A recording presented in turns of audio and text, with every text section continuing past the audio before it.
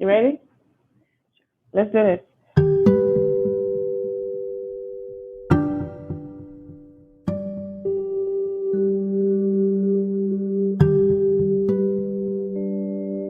Welcome to the inaugural episode of the GROklahoma podcast show, where we connect the dots and we explore the gateway to research in Oklahoma. I'm your host, Mo, and I'm an assistant professor of pharmacy, and I'm also one of the co-directors of the Tracking and Evaluation Core of the Oklahoma Shared Clinical and Translational Resources.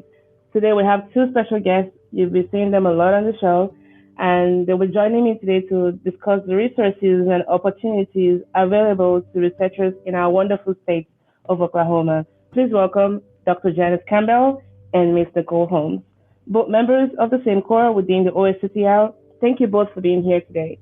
Let's begin by sharing a bit about yourselves, your positions within the university, and length of time, starting with Dr. Campbell. Okay, thank you, Mo.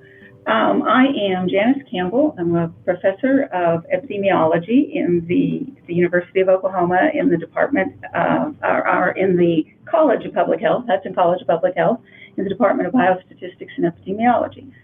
And I've been doing that at Oklahoma for about 15 years. Ms. Nicole Holmes.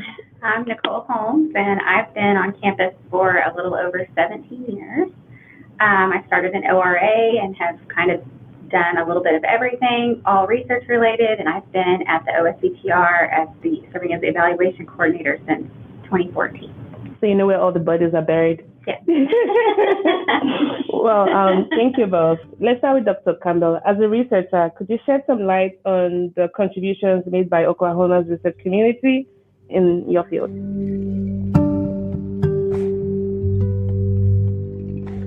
Certainly. So Oklahoma has a really vibrant research community that has substantial contributions to clinical and translational research, and from pioneering really amazing medical devices to groundbreaking discoveries in precision medicine, our researchers have had a significant impact on healthcare advancements, particularly in Oklahoma. I agree. Ms. Holmes, as someone who supported CTR, which is clinical and transitional research in Oklahoma, are you able to share some success stories? And I think that you've had such a robust repertoire of, experiences as well. Yes, especially through the OSCTR, we've had several of our junior pilot award grant awardees that have gone on to receive additional NIH funding. We have the Clinical Research Data Warehouse. Some other things that I wanted to mention, Dr. Judith James, our PI, was just inducted into the Oklahoma Hall of Fame. Yay! Congratulations. Yes. So lots of things have come out. And you all get to hear more of this as we bring in more guests. Well, it's actually very inspiring to see the innovation and impact coming out of Oklahoma. Now, let's move on to some of the challenges faced by researchers. Dr. Campbell, what are some common challenges that you think researchers have encountered when seeking resources and support for their projects? Well, I think one of the main challenges that researchers often face is, of course, accessing funding. It's very difficult to access funding. It's difficult to write the grant, and it's difficult to get feedback on the grants that you have written and to really make them shine. But navigating the complex regulatory process is another thing that can really stall research. Additionally, connecting with the right collaborators and forming interdisciplinary teams can be a hurdle. These days, in particular with CTR research, you have to have a study team to really understand the complex nature of a lot of these research studies. So these challenges can be the progress of research projects, they limit the potential impact. So true. As an early career investigator, I can definitely note to that. Finding the right people and putting your team together, certainly there's a lot to consider. Ms. Holmes, could you elaborate more on resources and support available for researchers in Oklahoma? Yes. Oklahoma offers a wealth of resources to support researchers. We have state-of-the-art facilities, cutting-edge technologies, and a network of experts across various disciplines.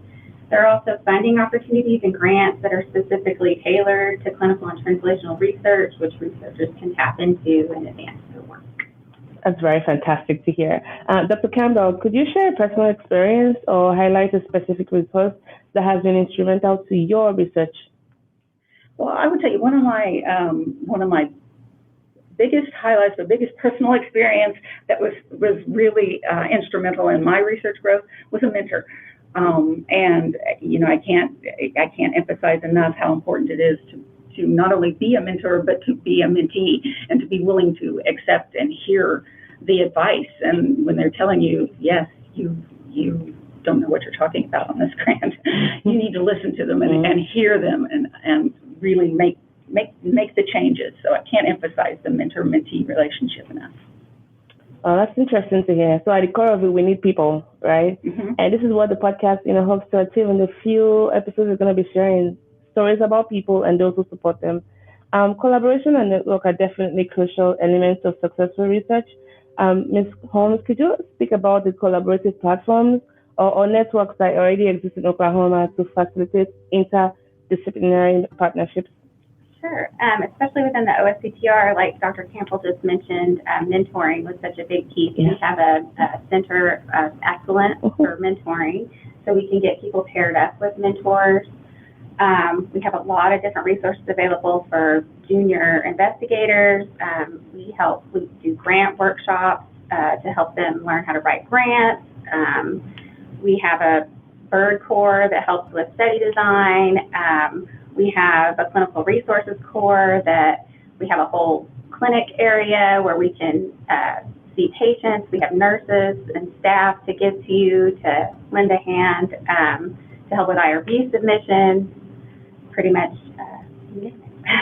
Wow, so much. And as a round off, we need to talk about what our podcast will be about, right? So to even explore that, let's talk about some topics we'll be potentially exploring on the podcast. Dr. Campbell, can you give us some examples of what listeners should be excited about? Well, yeah, they should be excited about. One of the things that we're going to talk about is overcoming research roadblocks. So what are the main challenges to researchers and what they encounter when they're looking for resources, when they're looking for support for their projects?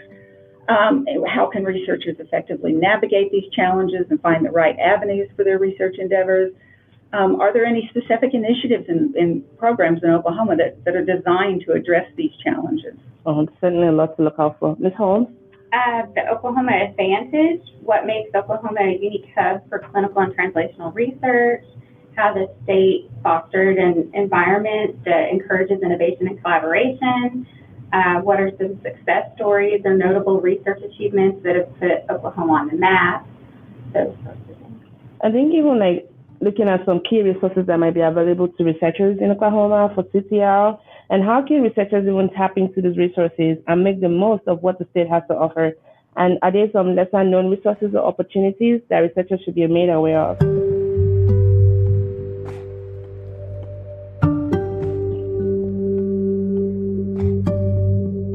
you want to speak a little bit about that, Dr. Campbell? Sure. So some things like how important is collaboration in driving successful clinical and translational research. I can tell you it's very important, but how important and sort of what collaborative platforms we have for Oklahoma and to facilitate these interdisciplinary partnerships. And are there specific examples of fruitful collaboration? So we'll bring you some examples of fruitful, impactful collaboration.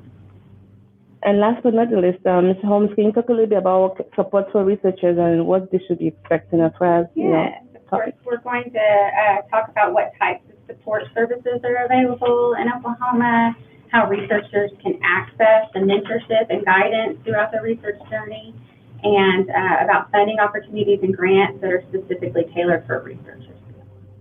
Awesome. So we have a lot in store for you all, listeners. And as we embark on this journey together, our podcast really aims to serve as a valuable resource for researchers in Oklahoma. We hope to provide insights, information, and inspiration to navigate the landscape of clinical and translational research. Join us as we connect with experts and those who support them, explore the success stories, and unlock the potential for groundbreaking discoveries in this field.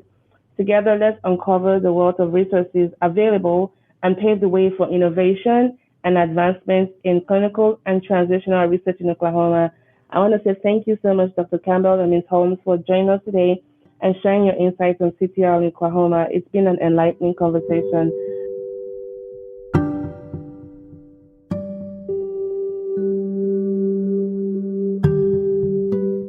So everyone, join us on the GROklahoma podcast show. It's a bi-weekly podcast that's an initiative of the Tracking and Evaluation Core of the Oklahoma Shared Clinical and Translational Resource, also known as the OSCTR.